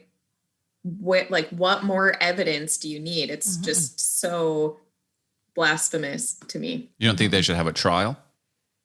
Well, okay, I guess every person is entitled to a trial. However, it's frustrating because like there's no question that this guy wrongly murdered someone. Mm-hmm. I know it's exhausting that things that seem so clear can be deemed as like gray for some people. Some, you know, whether it's police departments or the judicial system, whatever it is. What is the argument that he didn't kill him, that he would have like... Or I think it's clear that he did kill him. I think if there was any argument, it's that was that a justified action? Because as a cop with all of that power, you do have that option. If like you're feeling threatened to use, you should never use that amount of force and murder someone in that way of literally, you know, cutting off their air supply, making them suffer. But yeah, alternatively, like if you're a cop and someone draws a gun at you, then okay, I would think that then that would, now you're at risk. You maybe have more authority to shoot, I guess, as someone who doesn't, you know, it's not my line of work, the police force. Sure. Thank God. But I get what you're saying. Like there's a spectrum. There are moments where a cop would have a legal right to murder someone if that person was about to murder them or something, you know, like, so maybe they're arguing that this was something like that. Like it was a necessary force. Like I don't know. That's why I'm asking. I don't know what the like counter argument is or yeah, I don't know. I've been meaning to like dive into the trial. I haven't been watching it, but have you been watching it? Cause it seems like I certainly have been seeing a lot of headlines about it, but I can't tell if you like how they're relaying that information. If there's sort of like a curious streaming, what the counter is. Probably not, right? It's just news coming out about it. Yeah, I haven't watched it either. Just know that it's happening. Yeah, I mean, I feel like should it's look like, into more too. It's interesting. I think it's probably one of those things that we should be paying attention to. And if you're a Black person in this country, you're probably paying attention to and really hurting from. So that's why I'm gonna kind of tune in and see, because I can't answer any of those questions about I don't know what either. Exactly. But it's sort of, it's culpability is what it comes down to. Is this person going to be held responsible and be put in jail for his misuse of force or not? Mm-hmm. Or is the system going to protect this person who acted beyond what was necessary? And, you know, like, yeah, I don't know. At a certain point, like, we do have to be changing that story a little bit and not letting people walk away.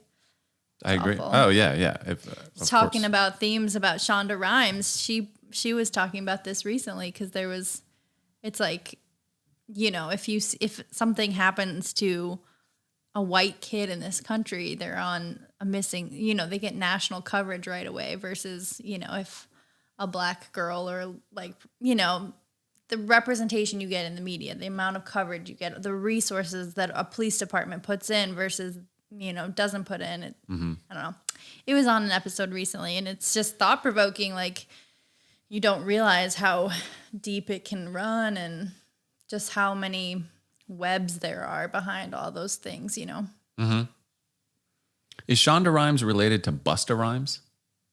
Not that I know of. I'm just kidding. Did you have the same experience? Like, it felt like growing up, they sort of taught us, like, there was a moment where I was like, got older and I was like, oh, like, people are racist still? Like, I thought they weren't doing that anymore. Like, it was sort of presented to me that way. They're like, the same. People used to be racist. They used to think like, if you were Black or if you're like, that skin color was a big deal. Until high school, when we were privileged enough to have teachers, I was going to say professors, that like challenged what we learned. Mm-hmm. Yeah, it was sort of presented to us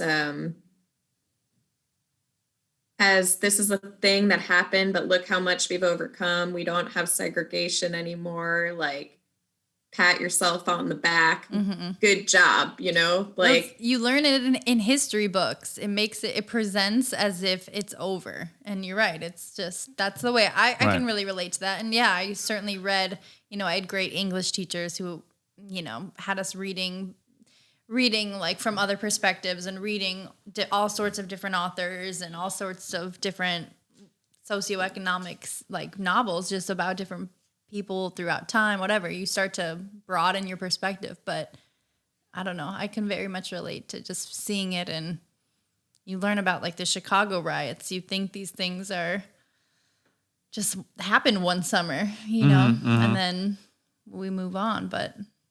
And maybe that is what happens.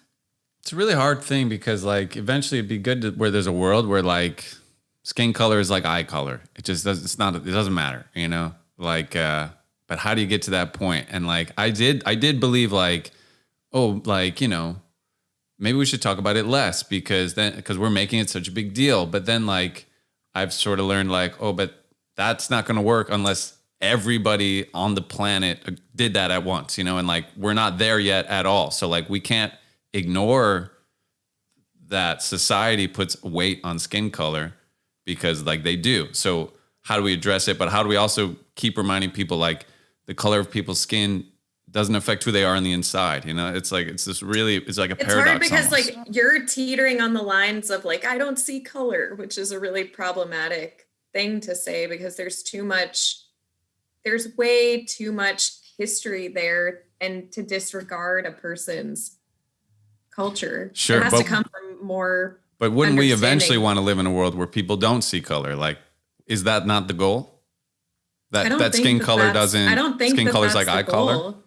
Because seeing a person's skin color is a part of their history and geography and what makes them who they are. Like you don't want to erase that or not acknowledge it or see it. So, but it doesn't affect if like who they are as a person. I mean, like, it does. Of course, it does. Really? What religion you grow up practicing? What foods you grow up eating? Your skin color? You can be Christian, Jewish. We should be Muslim, able to Hindu. See and recognize and acknowledge people's differences and not provide certain groups with more opportunities than others because of them. Mm-hmm. I agree. But wouldn't that be treating everybody equally, right? I mean, that is the goal.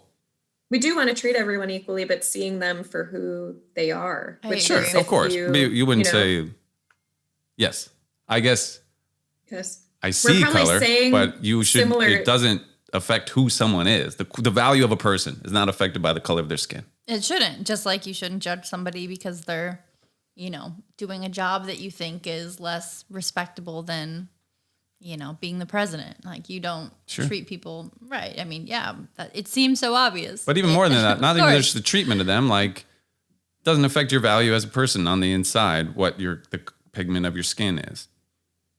Correct? We can, you're making it like. Well, I see it like. If I like, so that would be the goal to get, but like how we get to that point feels very difficult to me. It's just for everyone to recognize all people's humanity. Like that's basically what's being at stake here. Mm-hmm. Yeah. Like I more so than living in a world where, you're not, where you're seeing everyone as equal. It's the rights. It's like living in a world where women's bodies aren't governed by mostly white men in power that are making these decisions, and living in a world where transgender people have all of the access to medical care, are able to participate in any sports that they choose to have, and also for Black people to not be hunted in the US and murdered, which is what we're living in now, Yeah, 100%. With the sports, it becomes odd though, right? Because if you're born biologically a male and then compete in women's sports, you have a biological advantage in those sports. Correct, right? But it's like So I don't know that that's necessarily. Help me out on this one, Erica. Well, yeah. How can we reach Paul on this? I mean, so let's say I was born a man, but I feel like. But you're getting into this mentality. It sounds like and it's also, I can't speak for transgender people, just as I can't speak for anyone. Sure. Who I'm not. Sure. It seems like what you're getting at is like, someone who is a transgender boy or man, you're saying is like wanting to be on that sports team for, or I guess it would be the other way. It would be a transgender woman. Mm-hmm. Would you think, because men have more of an advantage on sports teams? So it's making it seem like this person wants to have that competitive edge, which really this person just wants to be able to play a sport that they play. Right. And find teammates and acceptance and all those things. And just so you know, I've kicked your butt at sports before. Just because you're a man doesn't mean you have more advantages in a sporting situation. Just maybe biologically, men are stronger. Biologically, a better athlete is a better athlete. A game is a game, and sometimes I think. But if you had like the UFC, there's a reason it's not men versus women. The men would dominate. They do it by weight class. You don't think if you did it per weight class, it would be similarly matched?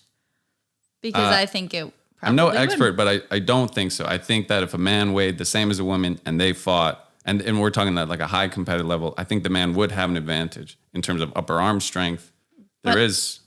Underdogs win. I mean, that's why people like sports. That's why we don't get rid of sports, because we always are rooting for somebody that's not expected. That's the small player on the court. That's, we like that. We love that. Sure. I would love to see it, but I'm saying, is it fair to these female athletes to have someone come in and just crush their records? I mean, I'm no sports expert. Remember the Lionized Sandhill Cranes is my idea. Just to come back to but essentially whatever gender identity you're aligning with, you should be able to be represented in that. If we're divided by genders for sports, or I guess by sex, male and female, then how you identify, you should be allowed to join that group. I agree. And use that restroom and walk home safely at night and have love and every basic human right. That's the problem, is we need to stop deeming what is appropriate and just make space for people who are saying, I don't fit your one or two boxes. Yeah. That's it. We just have to. I completely agree with all of it. I'm not sure on the sports. Because it's a physical competition. He's always rebellious. No, this is just like men's running records and women's running records. There's a big gap. Well, maybe it's because they never played each other and they never challenged each other and they don't have the competition of running against each other. Women to work harder, and then they'll progress with it. That's possible. I just still think you're thinking like your male dominant perspective is bothering me, that you think that I'm sure you're right. Running, there's probably things that on average men do better. But they're biologically stronger. I don't accept it. Well, but it's like, let's look up the science. Like, I don't think this is a debatable fact. All right, we're gonna take a little commercial break. Fettuccine. I mean, is that not true? I don't know. Or like men, competitive weightlifters, do they lift more than the top women competitive weightlifters? Or is everybody lifting the same? I don't know, but what if a weightlifter is getting judged on presentation and qualities? I think they're just how much weight you can lift. I don't know.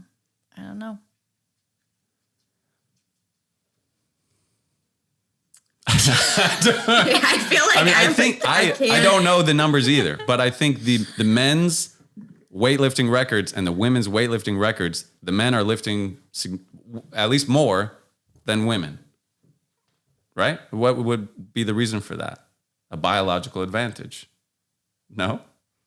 I guess so. If you say so. I mean, we'd have to look at the stats, Paul. We can't make these definitive blanket statements. Okay. Okay, but here's the thing I guess it comes down to is if my kid is playing 7th grade soccer and there's a trans girl, boy, whatever genders we're talking about, wants to join the team, I'm happy. We should be willing to accommodate them. The well-being of the child that is struggling to find acceptance in the society, in themselves, go through puberty, learn who they are, that psychological well-being should be more of a priority than a advantage in a game on a field. The least that you can do as a person is let the kids on the team. I agree. Yeah. Even for fighting, like boxing, UFC fighting. I'm not scared. We can box. Anything. Yeah. I'll box you. See who wins. Okay. And I think so if you have a daughter who's like, I want to be a boxer, and they're trained to be a boxer, and then they get in high school and they're boxing, and then there's someone who was born like with whatever the chromosomes a man has, I don't know, born biologically a man and comes in and dominates your daughter in boxing, and then you assume they dominate. I do assume. Well, they're at least stronger. Stop. Stronger doesn't always win. Okay. Well, we should look at the stats. Like, you got to be smart. You got to be strategic. Sometimes David beats Goliath. Sometimes people. No, but there's no issues with that. Like, let them on the team if they would like to be. It's fine. A true competitor wants to be whoever's the best anyways. They don't want to beat the best boy, the best girl. Well, then why are there women's and men's sports? We should get rid of that. Everything there should that just we be do, sports. Everything we do comes down to that. But why? It's because that shouldn't we've exist accepted then, that. Right? But think about are you gender against it or are you reveals. for it? People are literally dying on gender reveals lately. But that's a different thing. Should we get rid of women's and men's basketball? Should it just be basketball and whoever's best plays? I mean, it's something I haven't thought about because that's been a divide that we haven't questioned really. Let's question it.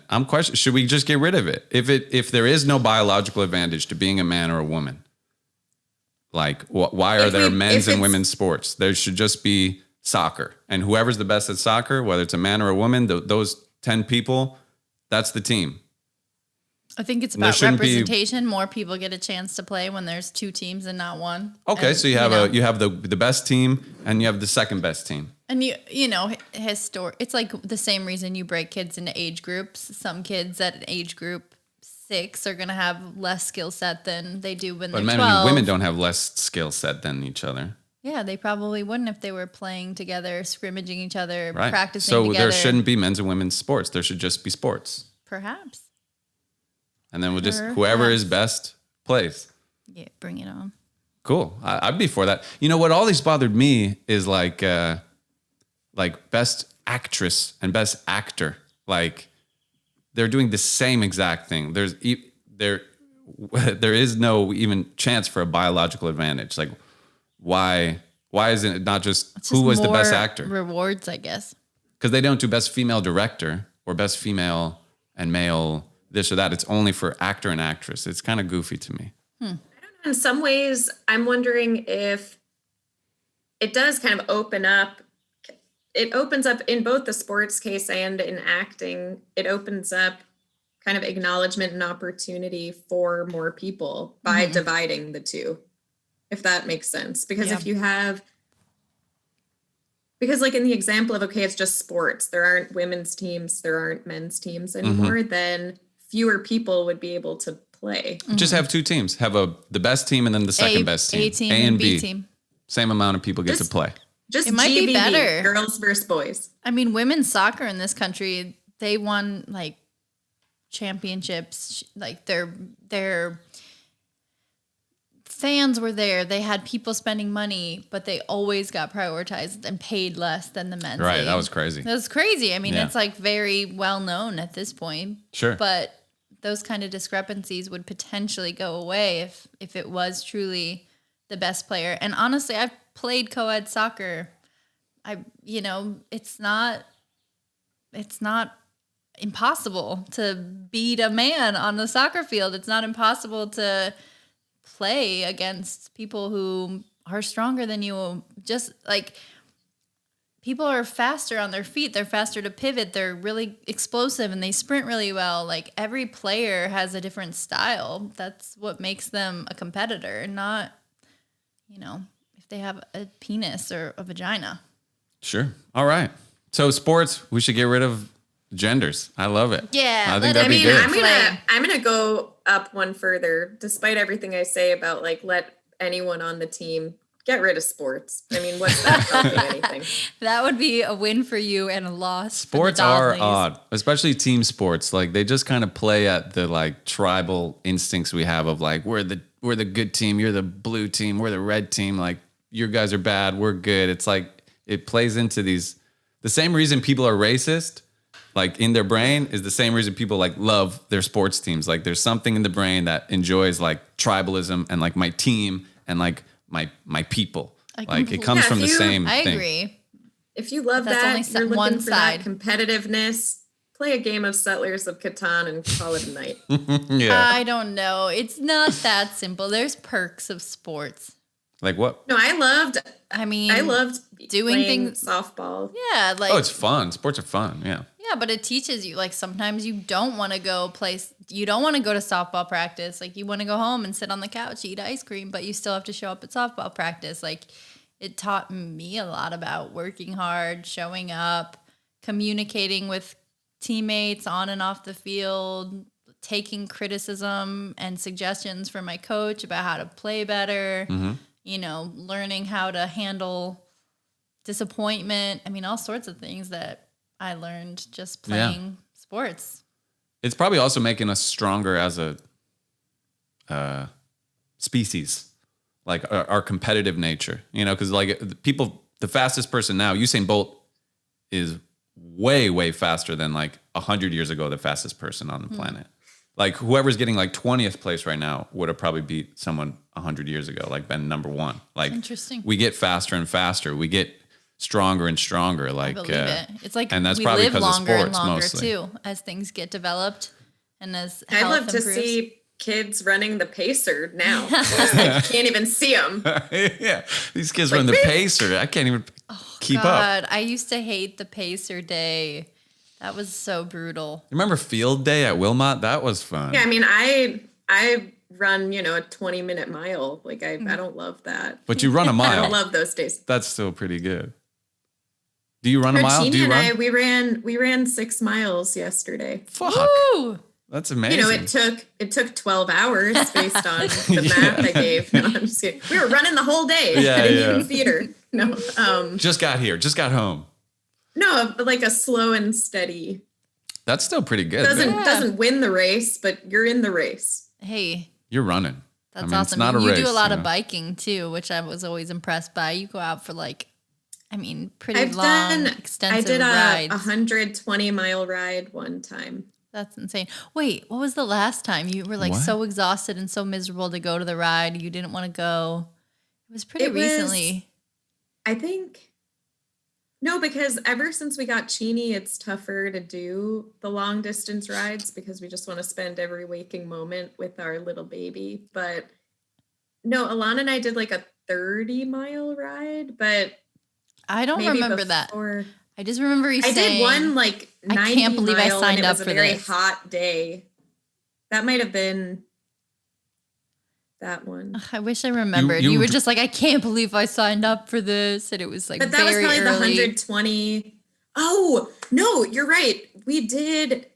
Yeah. I know what you're talking about. We were doing this fundraiser ride and with my friend Maddie, and we didn't during COVID, and we didn't look up the route before. And I'm just like, okay, right. I haven't really been doing training rides, but like, we'll do this. And yeah, it was so brutal. I'm talking like, it was like going up hills that were just like 90 degrees. And that was like one of the first things we did. And so I was like, Maddie, I'm not doing this shit. And we like beyond jello legs, like so tough that we ended up, I think halfway we were just like, this is miserable. So we turned around to do a different route. That still, I don't know if it was like 40 miles we ended up doing or what, but based on like the inclines there, it was too much for me. But like, I'm no hero. I'm more about like enjoying the experience. Like I love cross country skiing and like, I don't care about getting to the summit when I'm hiking. It's just like, are you enjoying yourself? So even like how Alon ended up proposing was like the worst hiking day on this mountain called Camel's Hump in Vermont. And it was just like infinite mosquitoes the whole time. No matter how high you got, they're still all there. No idea how. And so Alon, I didn't think that we were doing an engagement because we kind of always knew since like my second date with Alon, you had to have this big wedding and we wanted to get married. And so on this like miserable hike, he was saying, he's like, well, what if I asked you to marry me right now? What would you say? And I'm like, I would say no. I'm having like the worst time. And so then we keep walking and I look and he's like, you know, that like down on one knee with the ring. And he was like, and then he asked, and I was just like, wait, what? I was just like not expecting what? That. Get the Tim the Toolman Taylor sound back out. What? Yeah, it was so funny because when we were in Taos, all of us on a vacation, and you were like, I kept saying, yeah, you're like he's not going to propose, and we were like, we're not doing that, yeah.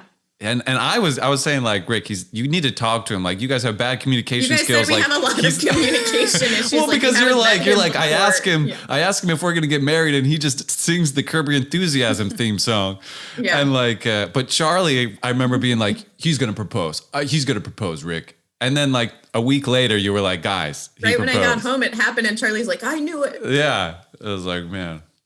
But the whole thing of getting engaged, I'm like, if you know that you're going to get married, why are you asking? Like, what's the fucking point? Right? Haven't we already talked about this? Yeah. I mean, because we've talked about it, so like, I don't need an engagement ring. Like, I don't care. You know? And not to say that proposing isn't a scary thing, because I imagine it's a very nerve-wracking thing to do that. It's a vulnerable thing, sure. But you're right. Nobody's like getting in that situation unless they've talked about it extensively first. Well, sometimes people do. Sometimes people pull it as like, I'm going to propose. But those don't end well.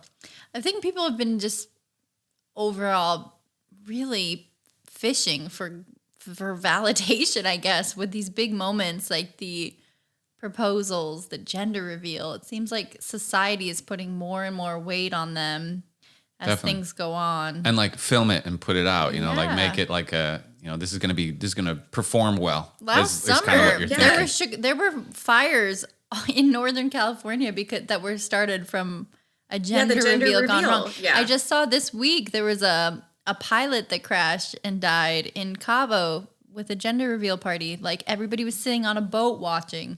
Because they like blew smoke out of the and then thing, the plane crashed, and the pilot and the co-pilot died. These gender reveals have got to stop. They're already like annoying and tacky, and then on top of that, they're murdering people. You know, the level I'm willing to do is like, what's on the inside of a cake? I guess I could do something that low key, but again, all of it. I mean, we didn't even touch on this, but it's like really. Gender is a construct. It's not a real thing. Like we've been pigeonholed into what we think is male and female, but it's a spectrum. It's not real, but it's hard for us to see that because also our brain likes to compartmentalize things and label things and look at someone and say like, okay, you are female. My brain's registering that. So it should look a certain way. And so we didn't get into like any of the IVF type of stuff, but with these embryos we ended up getting, I think that there is if we wanted to, we could find out the gender of the embryos. And I'm like, I don't care what that is because it's not a real thing, you know? Well, there is like sex is a real thing of, you know, what physical body parts you have, but how you feel and identify. So that sex and gender, with that. So it's more of a sex reveal party. It's not necessarily a gender reveal party. Yeah, that's true. That's what I was going to say. I was about to say we should have almost different words for like your biological gender and then who you think you are. But sex and gender, that works. Yeah, because that's the sex of the baby. But yeah, the gender is sort of up to them, you know. Mm-hmm. But but the sex is like you said, like that part's that is real, you know, like there is difference between those sexes. But yeah, then gender is something else. But also, there are not just two options for sexes, which is what people like to imagine. What are the other sexes? Erica. Are there? The sex is the biological one. But biologically, yes. But I don't feel like I have enough. I don't feel comfortable explaining of the language to speak about it because I think I have a lack of understanding. I agree with that sentiment and know that it'll only come out if I talk about it. I think it does have to do with the chromosomes, and I'm thinking of like is it like a pungent square? Like I wasn't paying attention in science class, whatever, when you were like Charlie's been studying this stuff. Like a pundit square with the right? X, Y, whatever. But so there's not the female sex is XX and men is XY. Is that what it is? But then is there also, you're saying there's variations within that. There's more than just XX and XY. Is that what you're saying? I'm going to do no comment. Okay, yeah, we don't know. We don't know. That's the answer. I don't know. I need a That's phone. okay. It's okay not to know. Pretty much nothing. It's okay not to know. I guess the one thing I do know about it is that a lot of times there's sort of multiple reproductive organs in a human. And so sometimes parents will elect to choose which ones they want their child to have.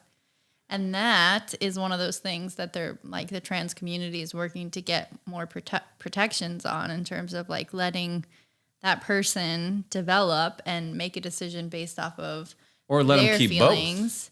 Both. If you're born with both, maybe you're meant to have both. You know, like what's wrong with having both? Well, the society doesn't have a box for you if you have both. Right. And then you can't play sports. Well, but in our new world where there are no gender, there are no women's and men's sports, there's just sports. Then you can play. There you go. We're fixing the world. Wow, this is big, guys. This is huge. I thought we were just going to be riffing off of like childhood stories as kind of like what I was prepared for. I don't know. I had no expectation. Like, the tough stuff. This ended up being like a really politically charged app. Well, that I feel like I have not done proper justice for. I know. I was nervous about starting a podcast like this because I realized how much it would make me seem like an idiot because there's a lot that we all need to learn more about. And when you run your mouth a lot, it's easy to sound dumb. Sure. So it's vulnerable. Sure. Thank you for willing to come on and just talk about what you think. It's awkward. I get it. Yeah. And disclaimer to everybody, we don't know a lot. We're just kind of talking here. We're just thinking. We're just thinking it out loud. We're just thinking out loud, shooting the shit, you know? But I think it's good to have these kinds of conversations. It's like people should maybe talk about this kind of shit more. Like people are kind of afraid to talk about it maybe because if you question it, you sound like an asshole. But like to say like, I don't understand what that is. Like somebody explain it to me. I think that's very fair. But how about I don't understand what that is. I'm going to teach myself. Well, I'll look it up. I'm going to learn. But looking it up is you're just sourcing who will be explaining it to you. But it's still going to. But that's it's kind of not what I mean. Sure, I'm not saying somebody go out of your way to call me and explain this to me. Right. Yes. But I think the proper term for is intersex. Thank you. We were looking at. Is that born with a penis and a vagina? I think it's having, different biological sex characteristics. So that's kind of the umbrella term is what I'm seeing from our. We're looking it up, huh? Nice. Here. Cheating. Oh, there we go. We could have used you earlier with the sports stats. But the chromosome piece is a part of it. So we weren't. Okay. Far off. All right. So there's glimpses of truth within our speculation. If you dig deep, you don't can know dust anything, nor are we qualified to speak to these issues. But here we are. Yeah, here we are. We're talking about it. Yeah. Well, did you think of anything great, like childhood-wise? Because I was trying to stay away from just only going down memory lane. But if there's anything that you feel compelled to share. Yeah, what were you? Feel free. What did you have? I mean, I hadn't prepared at all for this, but I was talking to my mom before, and actually, I asked my parents. I'm like, "So, what advice do you have? I'm going to go on this podcast," and my dad's like, "Don't do that."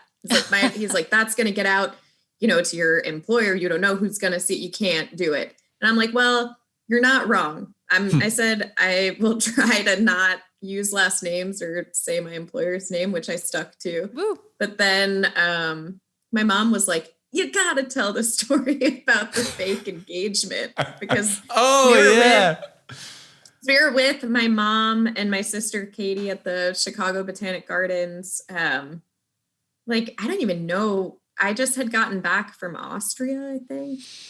It was a summer vacation. It was, yeah. Right?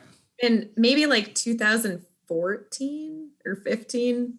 Anyway, right. Also not naming names, but someone who we went to high school with had just posted these like just like those typical engagement photos that make you want to puke and die, and like the voyeuristic, like in the bushes, and you can, like, see the person kissing, and we're just like, this is so weird, and why do people do this? So we're at the Botanic Gardens, and you know, like the sun is going down, and there's this like orb of light, and I'm like, this would be the perfect place to reenact these engagement photos. And so it was just like with my mom and sister and Paul, and we were just like cracking up. But as people were walking by, they were like applauding. They're like I got down on one knee and we took photos of me proposing to you. And then we took a few other like of the cheesy ones, right? There was one with your parents too. I remember, and like the ring. So it ended up being like this kind of fallout thing because, Rose gets in on it. Paul's mom, Rose, and she posts like overwhelmed but thrilled. Hashtag overwhelmed but thrilled. And so even our best friend Daniel was he like believed. He was a believer. What was his comment on the picture? Daniel said, God bless him. You know? Yeah, my mom like poured more fuel on the fire. You know, it was like just like almost having that secondary person like validate the truth made it like even more real. And like all sorts of people thought it was real. Like my mom was like the pastor. My mom said the pastor came up to me and said like, wow, congrats about Paul. Oh my gosh. Congrats to both of you though for just being aware that was a weird thing to do socially, like way ahead of the curve. Everybody else just still like, oh, look at that. So beautiful. But you guys were like, what is this? We saw it right away. Yeah, you saw through it. If for anyone that does like have me on Facebook or Instagram, probably 90% of what I'm posting is some satirical joke. I mean, now it's mostly Cheeny content and still a lot of ice cream, but maybe pre-Cheeny, I was kind of like more joking about stuff. But it was clear, like I had not had a boyfriend, you know, in ever since high school, whatever. Since college. Since our engagement. Yeah. So if anyone was following that, they wouldn't be like, it looked fake to me, but I can see how we tricked some folks. Right. We did a good job. That's all that matters. That's what it is. You know? We did good. We made them look real, you know? I think Katie took the pictures and, you know, she was in AP photography, so that helped us. She sold it. Yeah, pro photos. Yeah, the photos were good. Gosh, it was just like, I remember because like we got back in the car and we was like, dude, I'm posting it. It was like we posted it. I just remember like, especially like your mom was we were just dying laughing like when we were like crying. Like, we were laughing the whole. Like, it was so fun. Yeah. I wonder. I want to pull up the post too. Like I wonder what verbiage we used for like when we posted the picture. Like I don't remember what we said, but it's definitely there. We can. But hashtag blessed was probably. Oh, Facebook's holding on to it. Don't you worry. It's in there. Do you know that when you go on for some of the promos for this? When you go on Facebook, you can actually assign what you want to have happen to your account when you die. Whoa. Like if you want it to be deleted or... I think like a legacy page. Your legacy page. Who's going to have control of your account? Whoa. Facebook will. They are holding on to everything. Our cameras are dying. This is the longest podcast we've done, Rick. Shit. Really? The time has really flown. Yeah, this has been 2 hours. We got to go. It's been fun. Yeah, I have to pee too. It has been really fun. And if you find that there's no usable content, we'll just do it again. Yeah. Hey, all right. So first, let's end the show. Ladies and gentlemen, thank you for watching. I don't know what camera still even has battery at this point, but we love you. Oh, and are we promoting anything for you, or you'd rather people don't even aren't able to find you? No, we're gonna tag you. Just put it as Rick. Just do RIC. Okay, it'll be like Jeff. Just our friend Rick. Gotcha. I love it. Cool. All right. Thank you. Good night, everybody.